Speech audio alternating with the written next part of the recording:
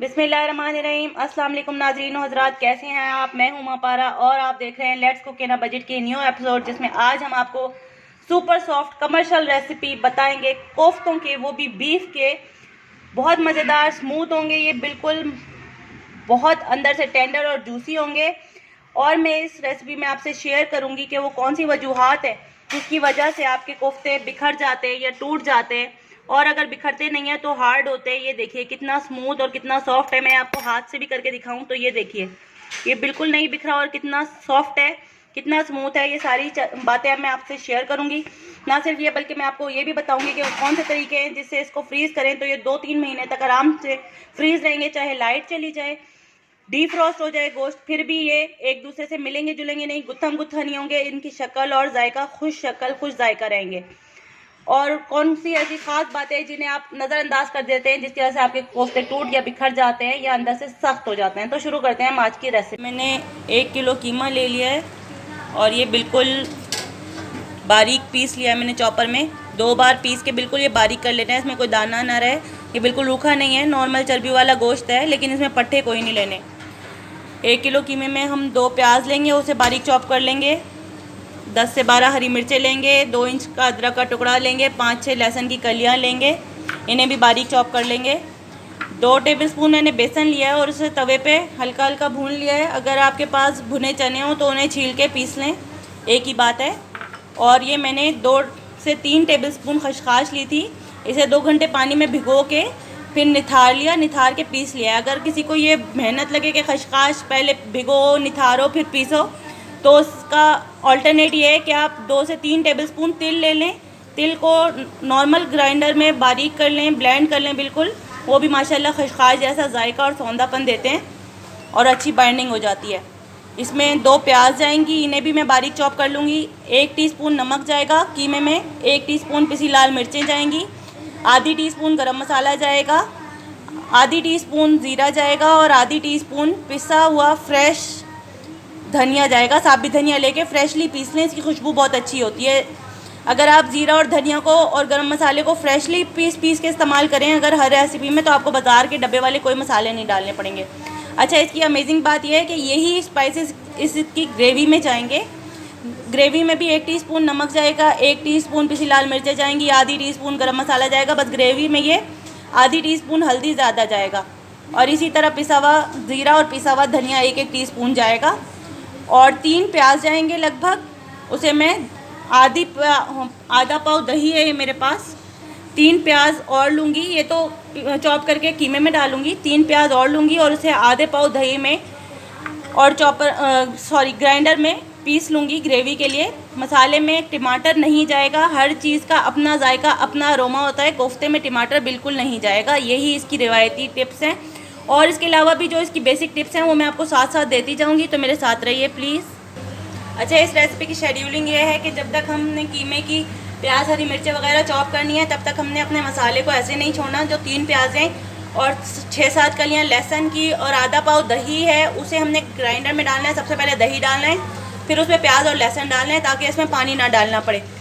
उसको पीस लेना है, पीस के चूल्हे पे चढ़ा देना है। चूल्हे पे नॉर्मल फ्लेम पे रख दिया है। इसमें कोई हमने ऑयल नहीं डालना, कोई अभी मसाले नहीं डालने। प्याज का ये देखिए अपना खुद ही पानी है, ये निकलेगा। इससे ही पहले ऐसे पकाएंगे, फिर इसमें मसाले और ऑयल ऐड करेंगे। जब तक ये साथ साथ पकेगा तब तक हम प्याज और हरी मिर्चें और लहसुन अदरक जो था कीमे के लिए उसको पीसेंगे और कोफ्तों में मिलाएंगे। वो काम भी साथ हो रहा है, ये काम भी साथ हो रहा है। ये प्याज खुद पकती जाएगी और वो हम साथ में चॉप करते जाएंगे। ये पक रही है, चलिए हम दूसरी चीज़ें चॉप करते हैं। जनाब, मैंने अपनी प्याज हरी मिर्चें सब चॉप कर ली हैं। कीमा मैंने बारीक चॉप किया हुआ था, मैंने आपको बता दिया था इसको बिल्कुल बारीक चॉप करना है। अगर आपके घर में चॉपर नहीं है तो आप बाज़ार से चॉप करवा लें मशीन में, लेकिन मशीन में उसे कहिएगा 3 बार निकाल दे, बिल्कुल बारीक हो जाए। और प्याज उसी वक्त उससे साथ में ना मिलवाइएगा, पहले वो कीमा निकाल दे, फिर प्याज हरी मिर्चें अदरक एक साथ अलहदा निकलवाइएगा और घर आके इन्हें मिक्स करिएगा, वरना प्याज अपना पानी कीमे में छोड़ देगी। ये मेरे अदरक लहसुन और हरी मिर्चें जो मैंने बारीक चॉप कर ली हैं, ये रही। 2 दरमियानी प्याज और 10-12 हरी मिर्चें, 6-7 कलियाँ लहसुन की और 2 इंच का टुकड़ा अदरक का। ये इसमें अब मैं इसके जो नमक मिर्च गरम मसाला और ये ज़ीरा धनिया ये डाल दूँगी।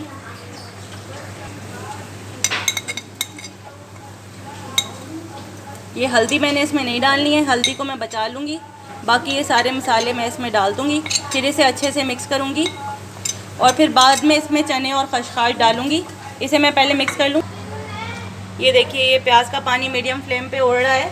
अगर हम इसमें पहले से ही सारी चीज़ें ऑयल वगैरह डाल देते हैं तो वो ऑयल उड़ता है और मिर्चों की धमक और प्याज की हमक मिलके छींकें आने लग जाती हैं, खांसी आने लग जाती है। ये हम सिर्फ प्याज, लहसुन और दही का पानी उड़ा रहे हैं। अब हम इसमें इस स्टेज पे जब ये पानी माशाल्लाह उड़ के आधा रह गया है, साथ में हमारा वो कीमे में हमने वेजिटेबल डाल के मिक्स किया, इतने में ये पानी उड़ के आधा रह गया है। अब ये इसमें हमने नमक, मिर्च, हल्दी, गरम मसाला, पिसा ज़ीरा और पिसा धनिया ऐड कर देना है। अब इसको हम मिलाएंगे और इसे फिर भी ऐसे ही पकने देंगे। अभी भी इसमें ऑयल नहीं डालना हमने। इसको मैं हिला लूँ।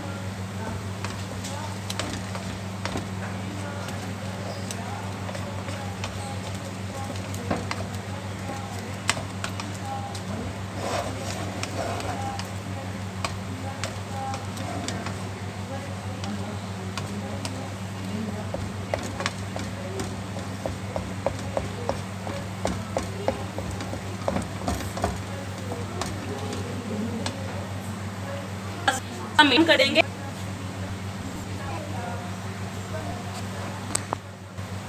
देखिए जनाब, ये प्याज का पानी खुश्क हो गया है, मसाले इसमें अच्छे से मिक्स हो गए हैं। अब मैं आपको देती जा रही हूँ सुपर सीक्रेट टिप्स, जो कि इस मसाला भुनने की होती है। ये इसमें जो हमारा शेकर में थोड़ा सा मसाला बचा रह जाता है, वो इसमें से पानी गुजार के अब हमने इसमें पानी डाल डाल के इसे भूनना है। इसमें अभी भी हमने ऑयल नहीं डालना। पहले तो ये शेकर में जो मसाला रह गया था, उसमें जो पानी हमने डाल के रखा हुआ था वो रखा हुआ था, उसे फेंकना नहीं है, उसे अब इसमें डालना है और इसकी और कसाई करनी है मीडियम फ्लेम पे, ना हाई ना लो, मीडियम फ्लेम पे। जब तक इसकी कसाई हो रही है तब तक हम आपको एक और अपनी सुपर सीक्रेट टिप देंगे। ये अभी हमने आपको पहले खसखस और तिल का अल्टरनेट वाली टिप दी थी। खसखस के अल्टरनेट वाली कमर्शियल टिप्स देते हैं हम आपको, इसलिए हमारी वीडियो को एंड तक देखिए। ये टिप्स आपको पूरे यूट्यूब में कोई नहीं देगा। ये हमने इसमें खसखस डाल दी, ये हमने इसमें भुना हुआ बेसन डाल दिया। भुना हुआ बेसन ना डालना चाहें तो भुने हुए चने लेके उन्हें छिलका उतार के बारीक पीस लें। अब इन सब की बेहतरीन बाइंडिंग कैसे होगी, बीफ एक साथ जुड़ा कैसा रहेगा, वो है ये टिप। घर की 2 टेबलस्पून मलाई ले लें।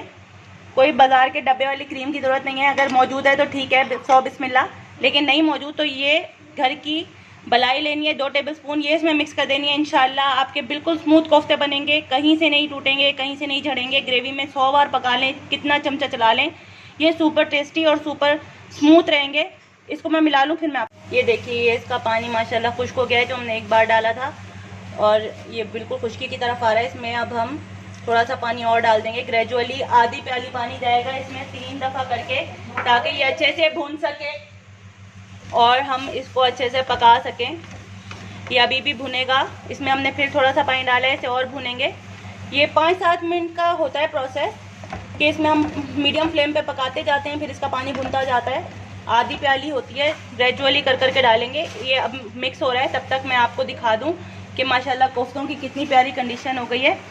इसकी एक टिप थी खसखस की अल्टरनेट, वो मैंने आपको बता दी। दूसरी टिप थी इसमें कि आपने मलाई डालनी है, वो मैंने आपको बता दी। अब ये सारे तीसरी इसकी बेसिक और कमर्शियल टिप ये है कि जब आपने सारी चीज़ें डाल लेनी है तो इसे 5 से 7 मिनट तक तेज़ हाथों से गूंदना है।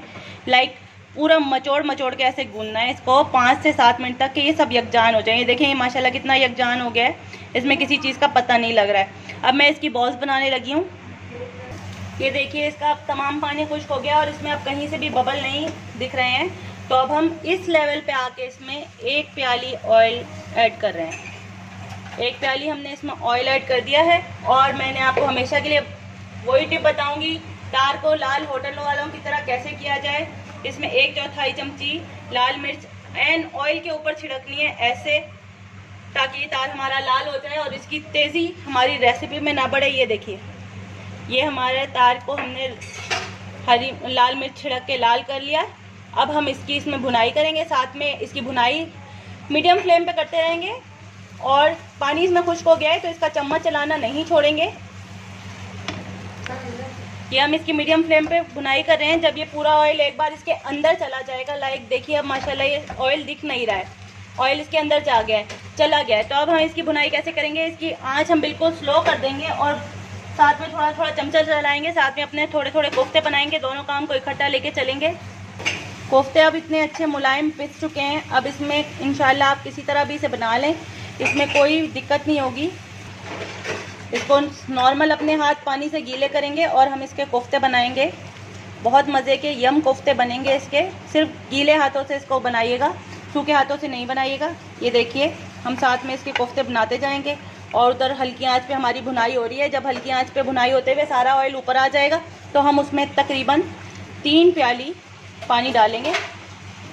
ये देखिए कितने आसान तरीके से इसके ये बॉल्स बन रहे हैं। कुछ भी नहीं कर रही हूँ मैं, सिर्फ ये गीले हाथ किए, इसमें डाला, अपने हाथ के हिसाब से लिया, इसको यूँ किया और राउंड कर लिया। देखिए कितने स्मूथ हैं, कोई इसमें चीज़ अलहदा से नहीं हो रही, कोई दरार नहीं आनी चाहिए। बिल्कुल स्मूथ तरीके से इसे राउंड एंड राउंड करना है। फिर यहाँ रखना है। इसी तरह मैं सारे कोफ्ते बना लूँ, तब तक मैं आपको अपनी ग्रेवी दिखाती हूँ। ग्रेवी में माशाल्लाह ऑयल ऊपर आ चुका है और अब हम इसमें पानी ऐड करेंगे।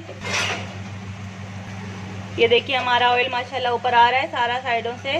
इस टाइम पे हम इसमें पानी ऐड करें 3 प्याली पानी ऐड करके इसको तेज़ आंच पे रख देंगे कि इसमें उबाल आए। साथ में हम अपने कोफ्ते बनाएंगे। ये देखिए नाज़रीन, ये हमने अपने 1 किलो में तकरीबन नॉर्मल साइज़ के जो है, सॉरी हो जाता है, बड़े बड़े शहरों में छोटी छोटी बातें हो जाती हैं। ये मैं आपको बता रही थी कि 1 किलो में तकरीबन 27 कोफ्ते बने हैं नॉर्मल साइज़ के। 27 कोफ्तों की बहुत स्मूथ बॉल्स बनी है। ये देखिए मैं आपको बिल्कुल कमर्शियल टिप्स के तरह कमर्शियली और शेड्यूल्ड बता रही हूँ। जिस तरह मैंने उसमें पानी डाल के बॉयल होने रख दिया था, हमारे ग्रेवी में भी बॉयल आ गया है। ये देखिए हमारी ग्रेवी में कितना प्यारा बॉयल आ गया और हमने जो तार बनाया था लाल मिर्चें जो हम ऊपर डालते हैं उसकी वजह से कितना अच्छा हमारा तार बनता है। ये हमारी ग्रेवी में बॉयल आ गया है और इस टाइम रिक्वायरमेंट है मुझे तकरीबन 15 से 17 कोफ्तों की, तो मैं 15 से 17 कोफ्ते जो हैं इसमें डाल रही हूँ ताकि ये अच्छे से गल जाएं। इस टाइम में अगर आप इसमें कोफ्तों के साथ आलू भी डालें तो भी बहुत मज़ेदार लगते हैं। सौंदे सौंदे ताज़ा कोफ्तों के साथ ताज़ा आलू बहुत यमी लगते हैं। ये नॉर्मली आप इसको आप डील कर सकते हैं। जो आपने उसमें मलाई और वो खशखाश वाली टिप नहीं भूलनी है वो आप इसमें ऐड कर दें। इंशाल्लाह आपके कोफ्ते बिल्कुल ख़राब नहीं होंगे। अब मैं आपको बताऊंगी कि जो मेरे बच गए हैं कोफ्ते उन्हें मैं कैसे फ्रीज़ करूँगी। ये देखिए नाज़रीन, अब हमें इन्हें फ्रोज़न करने के लिए क्या तरीका करना है। हमने ऑयल नॉर्मल टेम्परेचर पे गर्म कर लिया, फुल तेज़ गर्म ऑयल नहीं लिया है। अब हमने सिर्फ इनको इतना सा शैलो फ्राई करना है कि इनकी ऊपर वाली स्किन जो है हार्डन हो जाए और अंदर से ये पूरे ना गले। इनको हल्का हल्का सा हमने शैलो फ्राई कर लेना है 1 मिनट तक। बस 1 मिनट तक हमने इन्हें घुमा घुमा के शैलो फ्राई कर लेना है कि इनकी ऊपर वाली स्किन हार्डन हो जाए और अंदर वाली स्किन जो है, अंदर वाला जो गोश्त है वो ना गले, इनका पूरा अर्क ना निकले। इनको हमने सिर्फ 1 मिनट शैलो फ्राई कर लेना है ताकि अगर कोई लाइट वगैरह भी जाए और या फ्रीज़र डिफ्रॉस्ट हो जाए तो ये एक दूसरे से जुड़े नहीं और ख़राब ना हो। इसके बाद ये माशाल्लाह 3 महीने तक, एक नॉर्मली तो 1 महीने ही रखते हैं, सब कोई इतना बासी नहीं खाता, लेकिन जो कमर्शियली यूज़ कर रहे हैं, जो मेरी रेसिपीज़ को कमर्शियली माशाल्लाह यूज़ कर रहे हैं, उन सबका शुक्रिया और फीडबैक का जज़ाकल्लाह। उनके लिए यह है कि 3 महीने तक इन्हें आप रख सकते हैं इस तरह।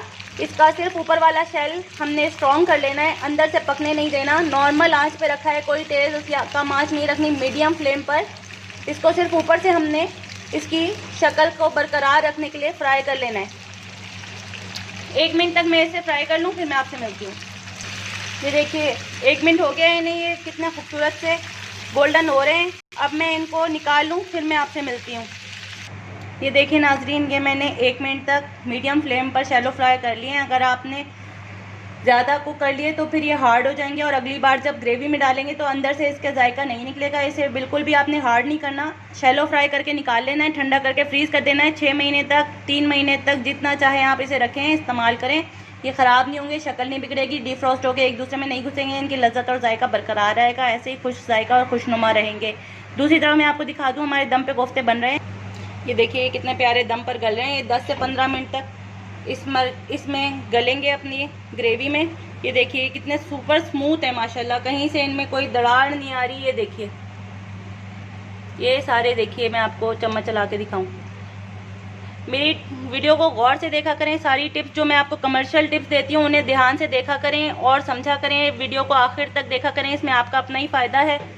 ये दम पे मैंने रख दिए हैं 10 से 15 मिनट तक हल्की आंच पे दम पर ये गलेंगे, फिर मैं आपसे मिलती ये देखिए माशाल्लाह, ये 15 से 17 मिनट में इतने अच्छे दम हो चुके हैं। और ग्रेवी की कंसिस्टेंसी देख लीजिए, ये ग्रेवी की कंसिस्टेंसी है, बिल्कुल पतली भी नहीं है और गाढ़ी भी नहीं है। ये देखिए, और ये देखिए एक एक कोफ्ता देख लीजिए, सारे स्मूथ हैं, कहीं से टूटे नहीं हैं, इनका कोई कोना नहीं झड़ा, कहीं से बिखरे नहीं है।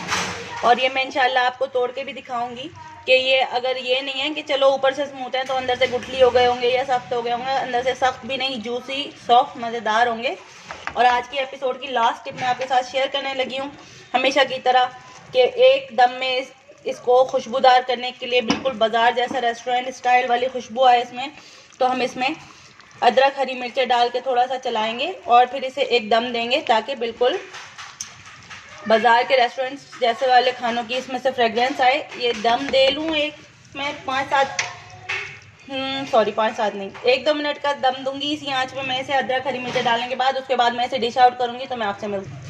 ये बेहतरीन सा दम हो जाएगा, साथ में मैं इसे डिश आउट करूंगी और आप लोग के साथ इस पूरी रेसिपी की जो कमर्शियल सीक्रेट टिप्स मैंने आपके साथ शेयर की हैं उनको भी रिकॉल करूंगी। फिर मिलते हैं। ये देखिए जनाब, ये कितने मज़े के कोफ्ते तैयार हो चुके हैं। इसकी जो टिप्स मैंने आपके साथ रिकॉल करनी थी, इसकी सबसे पहली टिप ये है कि कीमे को 3 से 4 बार, कम से कम 2 बार तो लाजमी बारीक कर लें, चॉपर से या मशीन से निकलवा लें। दूसरी टिप ये थी कि हमने अगर खशखाश पे इतनी मेहनत नहीं करनी तो तिल को बारीक ब्लेंडर में पीस के खशखाश के सौंधेपन को अल्टरनेट कर लें, लेकिन उसे ज़रूर डालें, अवॉइड ना करें।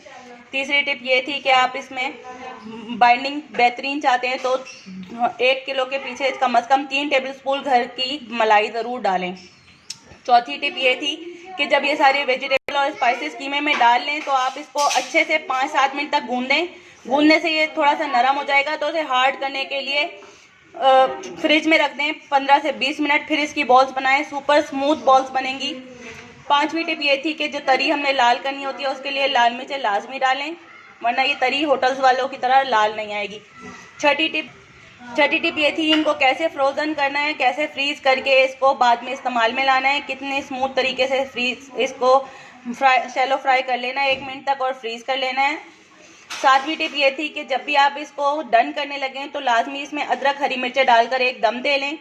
ये सारी बेसिक टिप्स थी, कमर्शियल टिप्स थी जो मैं आपके साथ पूरी रेसिपी में शेयर की। इंशाल्लाह भी आइंदा तमाम कमर्शियल टिप्स और रेसिपीज़ के साथ आपके साथ हाजिर होंगी। प्लीज़ मेरे चैनल को सब्सक्राइब कीजिए, मेरी वीडियोस को लाइक और शेयर कर दिया कीजिए ताकि बाकी सब लोगों का भला हो सके। और उन सब ख्वातीन हजरात का बहुत शुक्रिया जो मेरी वीडियोस को कंटिन्यूस देख रहे हैं और उनके कारोबारों को बहुत सहूलत हुई है, उनके फीडबैक का भी बहुत शुक्रिया। फिर मिलूंगी नित नई रेसिपीज़ के साथ, मुझे दुआ में याद रखिएगा। अल्लाह हाफ़िज़।